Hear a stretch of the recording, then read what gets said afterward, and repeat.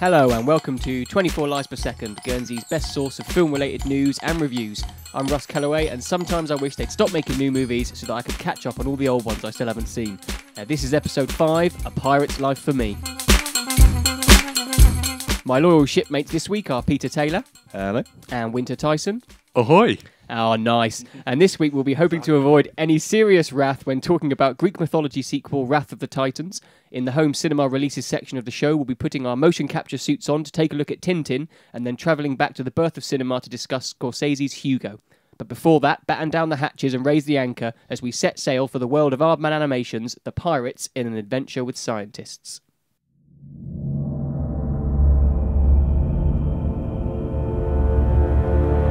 When tales are told of pirates, their vicious nature, and their ruthless ways, one pirate is more feared than them all. Avast! I'm the pirate captain, and I'm here for your gold. Gold? Afraid we don't have any gold, old man. This is a leper boat. See? Behind every captain, there's a crew. Land ho! Sorry. Sure, some of you are as ugly as a sea cucumber. Some of you are closer to being a chair or coat rack than a pirate. And some of you are just fish I've dressed up in a hat. Hoist the flag! Standard, sir. Or gruesome. Extra gruesome. Let's make their gizzards shake. We're having a little trouble with pirates. Your Majesty. I hate pirates! Ha! We laugh in the face of danger. I don't really like danger at all. An actual pirate? Obviously. Duh. Can we get there? Well, yes. But unfortunately, there's this dirty great sea monster in the way. I think they just add those onto maps for decoration. Is that a fact? The pirates. Aha! I'm the pirate captain, and Ghost ship.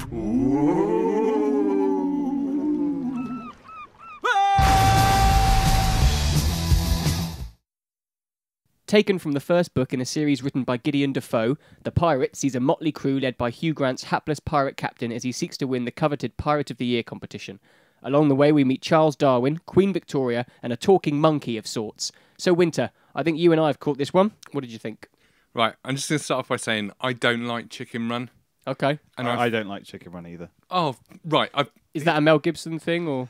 No, it's not a very interesting film thing. And all this sort of last couple of weeks, when people have been talking about pirates, they've been saying it's not as good as Chicken Run. Really? Oh. And I'm thinking, I can't be the only one who doesn't really care for Chicken Run. Also, I've got to confess, my one time of falling asleep in a cinema was during Curse of the Were-Rabbit. Okay. I like Wallace and Gromit. It's nice, it's entertaining. But, 20 minutes, that's enough. So I was really surprised that for the whole 80 minutes of Pirates, I was laughing all the way through. I mean, for me, I felt like I was reading a mixture of sort of the Beano and Alan Moore's League of Extraordinary Gentlemen. And it's just a really funny film. What I love about it is sort of the way they mashed up the time periods a bit. I think Jane Austen was in there as well, and there's a lot of irreverence to it all, and they don't feel the need to explain jokes. No, which was fantastic. There's a joke regarding the surprisingly curvaceous pirate, which is fantastic, but they don't ever explain or end it. They don't turn it into a storyline. They never pander to the kids, do they? No. There's none of that. I mean, it's voiced brilliantly. I mean, Hugh Grant's fantastic in it. If you didn't know he was in it, you might not think it was him. That's one of the best things about it, I think, is that it's never that bumbling Englishman that it could have so easily been. There's a lot of people that hate Hugh Grant. Oh, that's what I mean, exactly. And I think I heard him talking about kind of finding the voice for it. It took him a very long time to find it, and I agree with you that kind of it all could almost not be him, but when it is him, it really does work quite well. Yeah, and I mean, I went to the cinema. I went with my wife, my sister, and my sister's 2 kids. One of them's 6. One of them's a very cynical 15-year-old. And, all of us really enjoyed it, laughed all the way through. You get to sit there and, stay for the credits, because essentially the background to the credits are all the little signs and posters and stuff that are littered all over the film. They've just slammed them all behind the credits. But Yeah, it's a film. I can't wait till it comes out on DVD because I'll probably get it and watch it, and then sort of the 15th time you watch it, you'll spot something new. You'll spot something funnier than sort of the actual joke that's being Physical told. gags that you haven't seen before, kind of. Yeah, thing. and that's it. It's a great mixture of sort of slapstick and literary references and all that kind of stuff. But it's just funny in a really kind of Beano and Dandy way. I loved it. I really enjoyed it. Yeah, I mean, from my point of view, I think it's the best looking they've ever made a film. I think it was so richly done, and like I say, that there was probably the most going on in it. You know, everyone knows that Aardman are complete masters of having that joke in the background, but there was so many of them. And the same thing that you kind of said, when it comes out on DVD, you're going to be watching it 2 or 3 more times to kind of get all those jokes and kind of pick up on them. But even in the script, there's so many throwaway jokes and throwaway lines. They're just coming at you all the time, and I thought it was great. I think it's got the best Space 2001 joke that I've probably seen in cinema for a very long time. And that's like you said, the same kind of level they're going for there. That really grown up thing that kids is just going right over their heads, but they don't care because they know they're making it for just a whole audience. So it's got to be the broadest kind of type of thing. And those little kind of things they pick up on are fantastic. Yeah, no, sort of. I found a lot of those gags aren't divisive in a way that, because the way that Toy Story does it is they'll have a whole little scene with, say, Bo Peep and Woody that the adults will be sat there going, yeah, that's funny, and the kids will just be like, it's a boring minute or so.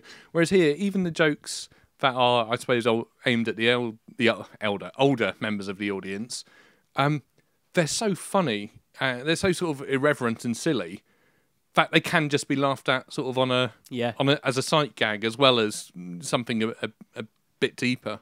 I mean, for me, there weren't really many real belly laughs in there. I wasn't kind of sat there roaring with laughter, but I think what Aardman do so well is, like I say, you go in there and for 80 minutes you've got a massive smile on your face and you're kind of just completely grinning from ear to ear, and so it's just a completely pleasurable experience. You know, there's never any. I've never come out of seeing one and gone, oh, that wasn't very good. You always kind of come out with it feeling really good about yourself. And so, no, I agree with you, Winter. I really appreciate it. And Pete, you should probably get yourself to the cinema and see just it. The way you talk about it, it sounds like when we were reviewing the Muppets, you had the same kind of reaction to that. How would you compare it to that, just out of interest? I mean, I know they're very different films. Yeah, they are. I mean, I think what the main difference for me, I think, is the Muppets felt longer.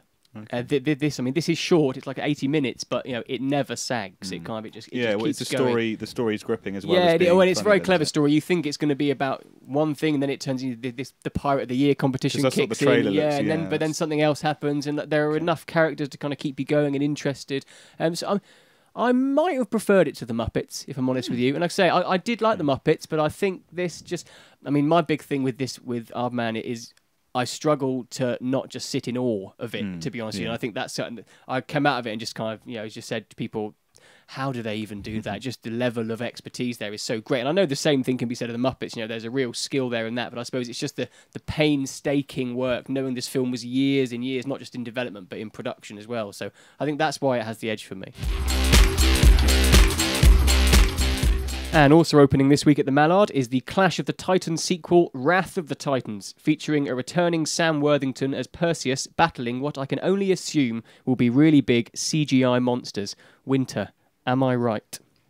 Yeah. The thing is, this weekend I also caught up with Clash of the Titans. Lucky boy. Because I hadn't seen it before. And the problem with Clash of the Titans is that it's got this narrative like a 6-year-old describing a film. So essentially it's, there was this guy, right? And then his parents died, and so he got taken off to do this thing, and then the king got upset because Ralph Fiennes turned up, and then he had to go and do something, then they found this thing, then they threw it at something, and it's just like a procession of stuff, but with no actual no narrative. You don't get any idea of what these people are doing there and kind of why they're going on these quests and what would make him do this. There's and there's the good actors, the quality actors doing the old Olivier shtick of, I'm gonna lend my acting gravitas to this pile of crap. I mean, it's still Liam Neeson and Ralph Fiennes in there, yeah? Is that right? Yeah. Well, I hear they don't get much screen time in the original or the Clash of the Titans, but in the Wrath of the Titans, they've got more of a part.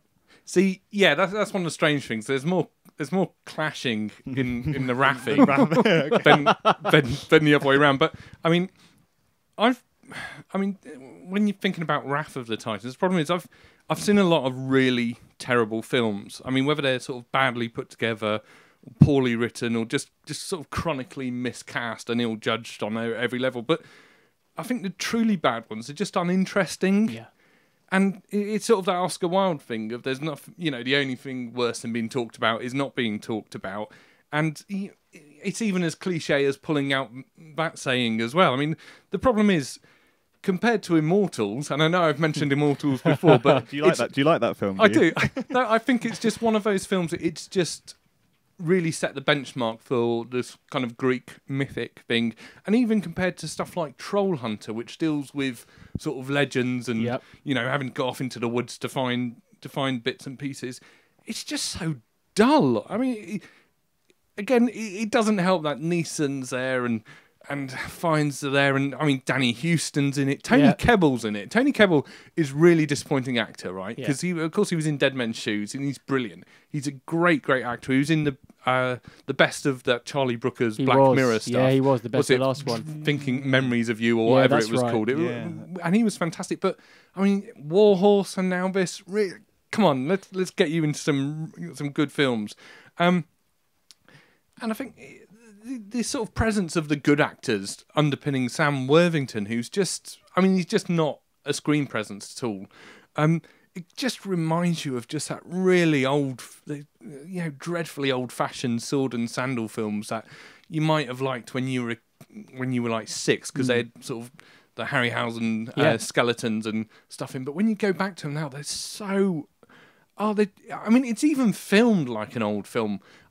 Clash of the Titans in particular, it's filmed like that John Wayne movie, The Alamo, where John Wayne directed, and there's not a single fucking close-up in it, pardon me. But they're just so... Oh, God, talk about lolloping. I mean, RAF is a better film than Clash. Okay. Rosamund Pike is in there playing sort of a woman general, and she's quite good in it. Playing a woman. But she's quite good in it. But, dying in your sleep is preferable to being burnt alive, but you're still dead. Yes. I wouldn't recommend RAF or Clash of the Titans, simply because one's just a pile of rubbish, and the second one hasn't even got the good grace to be a pile of rubbish. It's just boring. And moving on, first up on DVD and Blu-ray this week is Martin Scorsese's love letter to cinema, Hugo. What's your name, boy? Hugo. Hugo Cabret. A memory from his past. Who built him? I would think a magician. The most complicated one I've ever seen. Can we fix him? Of course we can fix him. A mysterious connection. Hey! Where did you get this?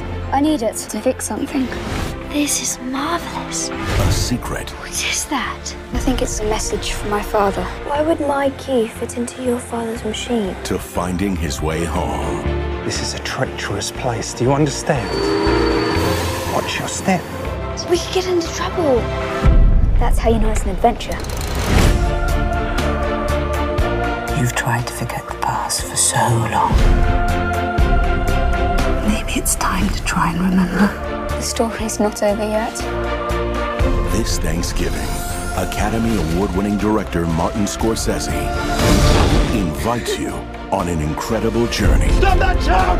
Apprehend!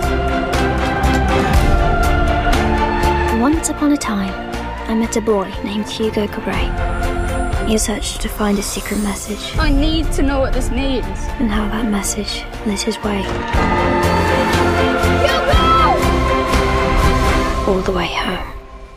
So, Pete, I think we've all managed to catch up with this one. I think I saw it in the cinema late last year, and I know that you and Winter have both seen it on DVD. What did you think? Yep, saw it a couple of days ago. To be honest, I wasn't that excited about seeing it just because I'd heard that it was a kids' film, and that, for some reason, puts me off, even though it was Scorsese. But then I read that it was quite good, watched it, and it was quite good. The story gripped me. That was a very good point. It was very well directed. He always does good movies. You can tell he's directing it, and there's great film references in there. Yeah, and those were the highlights for me. The downside was it was too long. I thought it was one of those movies I felt was end now. No, okay, come on, Ed. It was Lord of the Rings, and. The child actors, it's a big problem for me usually. If they're not absolutely perfect, which they rarely are, it takes me out of the whole the whole film. Okay. And I don't know what their names were, but I thought the Hugo, the kid, wasn't great. And that kind of was very jarring for me because it brought me out of the film completely. And the other annoying thing was actually it's actually set in Paris, and I don't know what accents any of them have, especially Sacha Baron Cohen, who I did like in the film actually. It actually irritated me that they didn't speak French, which is weird coming from me, but it really did irritate me. I would prefer everyone to speak in French and have the subtitles. Okay. And I did find some bits were a bit too predictable, but only the minor bits. And the story as a whole, I really liked. It's definitely not something I'll go back and see, but it was enjoyable for the time I watched it. Okay. And it's a solid children's film. Yeah, see, it's funny, because I remember having the same. I was sat there watching it, and kind of it got about half an hour, 40 minutes in, and I'm thinking, I can't. This is not a kids' film, I was kind of sat there thinking, I just couldn't quite get my head round who would have thought a kid would have really sat through it and really enjoyed it. Because I think it's quite a deep film, and like I say, it's obviously got a lot of kind of things going on into it. It goes all the way back to that birth of cinema, and it's obviously Scorcese kind of talking about his love of that, and he's probably one of the most knowledgeable people kind of working in the industry kind of about that, and so he's got a lot he can say about it. I mean, and I really enjoyed that stuff. That said, the second half I think I enjoyed more than the first, because I really loved how he recreated all that kind of Georges Méliès's early cinema. Because as much as I'd known the films, I didn't quite know much about the production of them in terms of his glass box that he built and so on. And so I found all that really interesting. And then from there, kind of got carried away a bit more in it and found it quite magical. Then kind of once that happened, and then was a little bit disappointed when the actual the plot came back in. And kind of, well, the automaton that bit, up that bit you're talking like about was really good. It was kind of magical, which was, I guess, was the idea. But the problem, like when the automaton came back in, basically there was, for me, two storylines, which was this guy's love of film that reminded him of his dad, and them finding about all these kind of films, and then there was the clockmaking on automaton, and it was just. Not quite focus sure on if they one. fitted together. I don't know why they didn't for me. That's what I found irritating. I wanted them to focus on, why not just focus on the films? Yeah. Now, Winter, I know Peter and I are quite interested and intrigued to know what you thought about it, because you've kept your cards quite close to your chest on this one. So I can't predict. I think we're either going to get a really positive or quite a negative. What are you going for? I think that Winter's going to have hated it. I think he's going to have liked it a lot. Ooh, that's exciting. I think one of the weird things about Hugo is, now I might be wrong because I haven't read the book it's based on. No. But if I had to guess, I would say the book it's based on is told from the point of view of the girl, the young girl in it. Which to me would have been a more interesting film to have had her as the main character, this young ragamuffin comes into her life, it's her discover. It would then be about her discovering about her grandfather, but also the mystery of this orphaned boy. And I think that would have made it a much more succinct film. I think that might have solved Peter's problem, because that would have kind of resolved the two stories. There's a reason for it potentially. But I mean, it's a really good looking film, and it's clearly a love letter to cinema and quite a passion project for Scorsese. And in that way, I think it would make sort of quite a nice companion piece to Martin Scorsese Presents A Personal Journey for American Cinema, which was a sort of a really nice sort of serial documentary that he did a few years ago about essentially the birth of cinema and his own sort of introduction to cinema. But it doesn't do the crucial thing that love letters should do. It doesn't make you want to watch Georges Méliès's films. It's intriguing and they look nice in the film, and it's nice to actually see how they were made and things restored like that, clips from them as well. But it doesn't make you think, I really want to do that. I really want to go and sit in a cinema. I mean, Cinema Paradiso, as cosy and sort of a cliched film as that is, at least at the end of the film where the man watches all the kissing clips that were cut by the village censor in a montage, you sit there and you think, that's why I really love cinema. Because there's something very transcendent about what cinema does. It does, in capturing moving images and playing with light, it does something that no other art form does. I think this is a film Scorsese should have produced.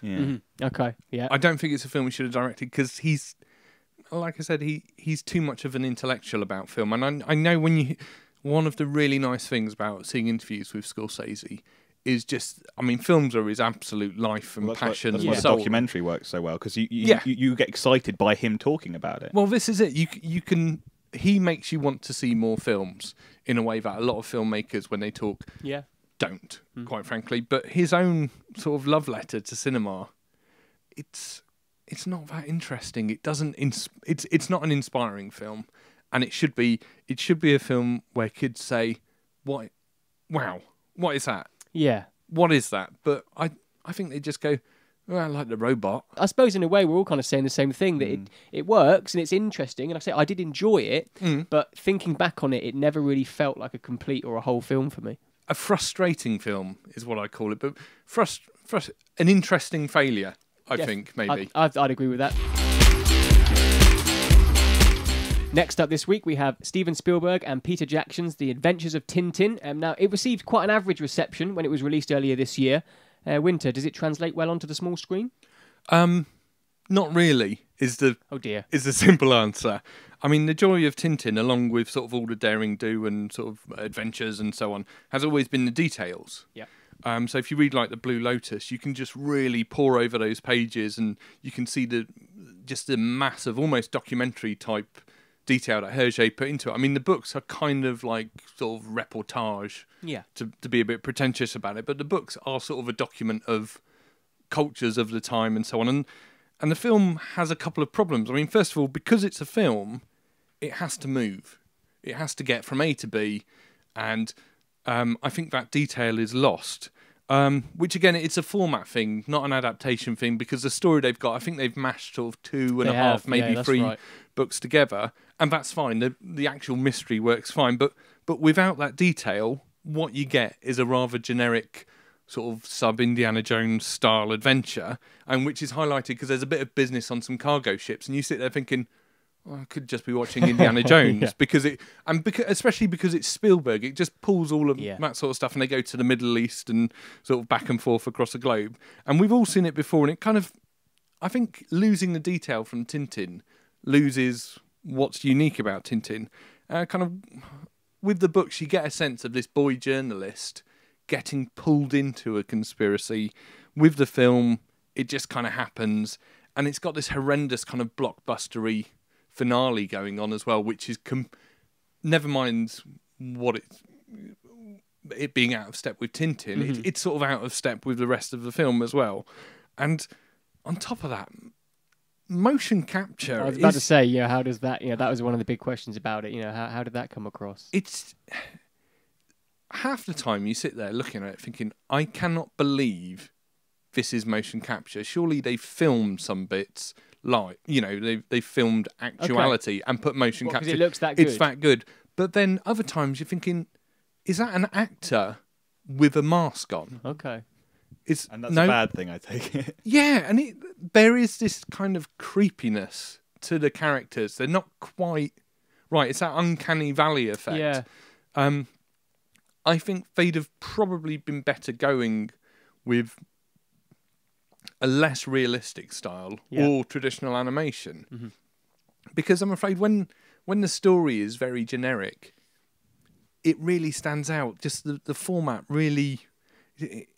It really jars with what's going on. You kind of sit there thinking, well, if they're going to make Tintin look a bit like Jude Law, why not do a live action thing with Jude Law? Why not just get Jude Law to make a live action film? Because they could do. Yeah. And they could have all this spectacle going on, but they could have this sort of this journalist story, which is what all the Tintin books are. Like I say, it's not an adaptation problem. I think it's a format problem. I don't think Tintin suits the film format, and specifically the CGI format. I think it's more suitable to a comic. Its uniqueness is in the detail, the spread of the comics. You can flick back and forth. You can look at the signs down the street, and you know that Hergé's done the... Oh, and there's this gag. There's sort of a gag at the beginning where a street artist draws Tintin, and the street artist has got Hergé's face, and he's kind of like, okay, oh, I feel I've drawn you before. And you think... Why do it? What's the point? Yeah. I mean, Andy Serkis is brilliant as Captain Haddock. I think that's because he's one of the more exaggerated characters. Yeah. And the Thompson twins are quite good in it as well. but purely because they are more exaggerated, so they fit within the world. And then Tintin himself, you can't even figure out what age he is, so you can't really place him. Okay. I don't know. I just found the whole thing kind of meh. I've seen this adventure 100 times in 100 different films, and B, I can't get past the weirdness of motion capture at the moment.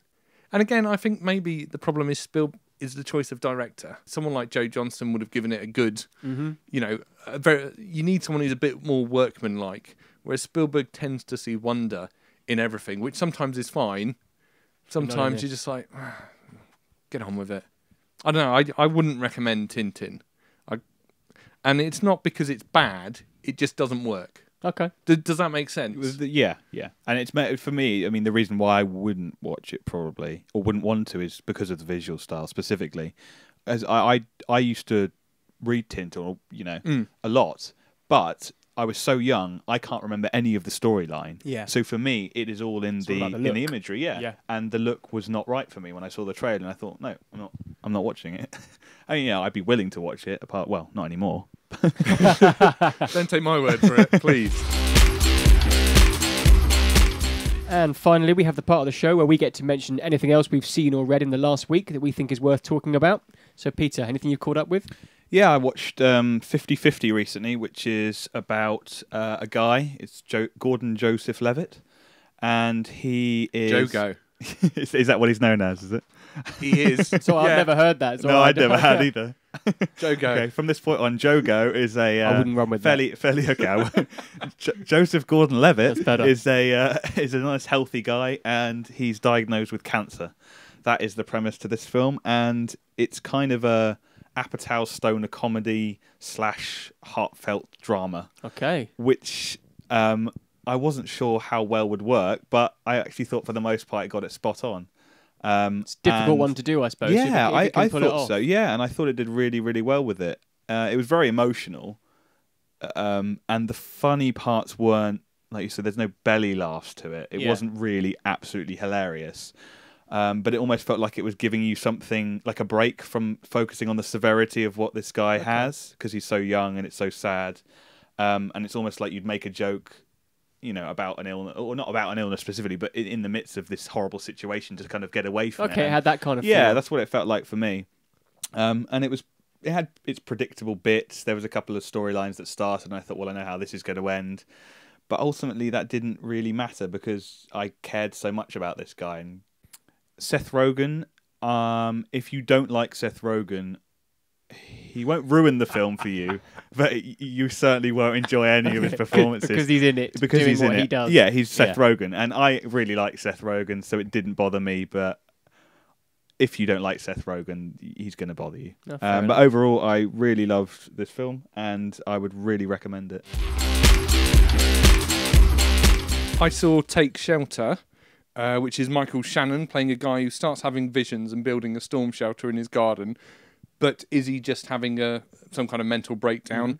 I thought it was a pleasingly ambiguous film with really good central performances. Michael Shannon, I could watch him in anything. He's one of the best around at the moment. He's quite an unnerving presence in most films that he's in, and he really brings the acting goods. And Jessica Chastain's in it, and she's brilliant.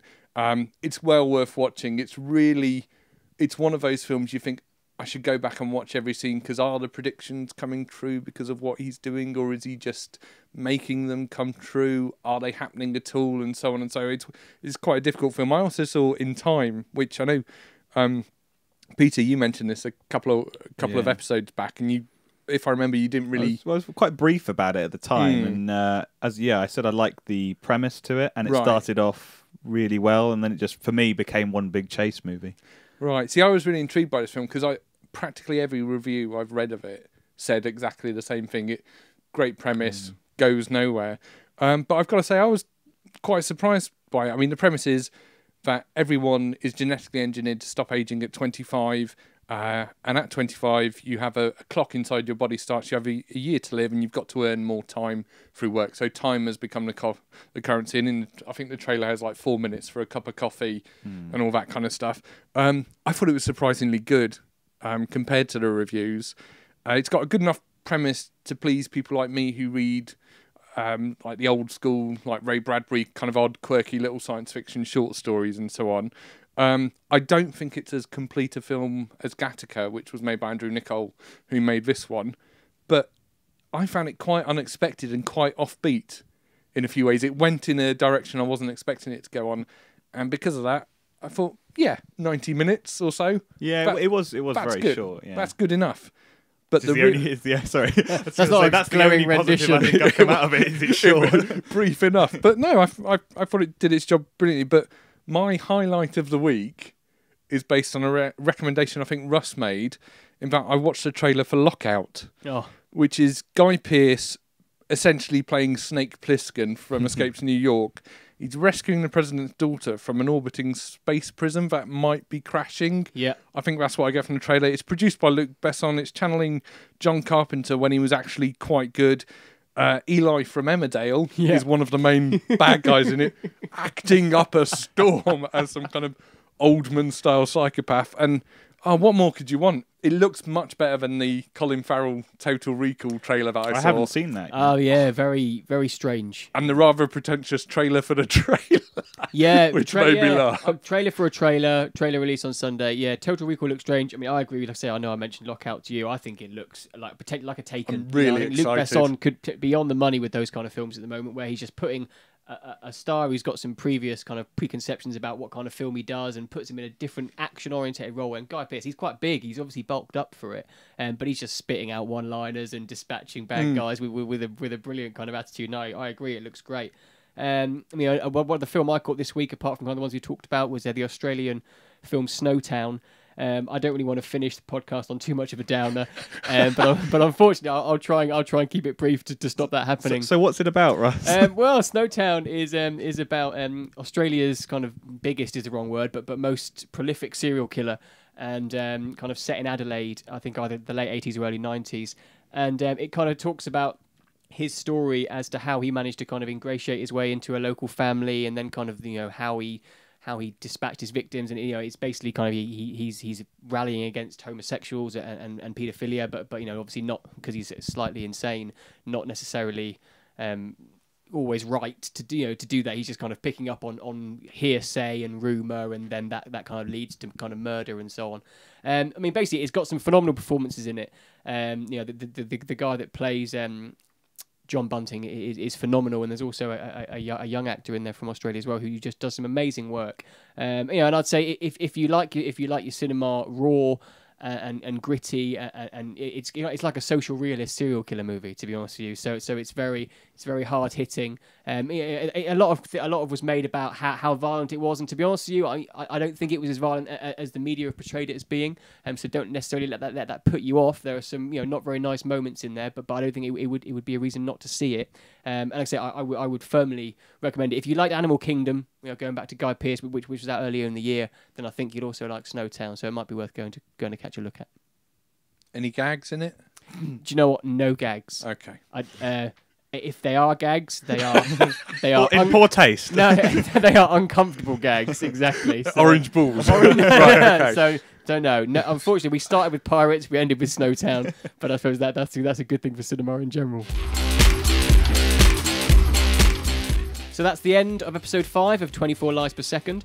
Join us next time when, amongst other things, we'll be talking about Taylor Kitsch's attempt to get his career back on track after John Carter with the Hasbro toy-inspired battleship. As always, check out the Guernsey Film Info page on Facebook and subscribe to our YouTube channel to make sure you never miss an episode of 24 Lies Per Second.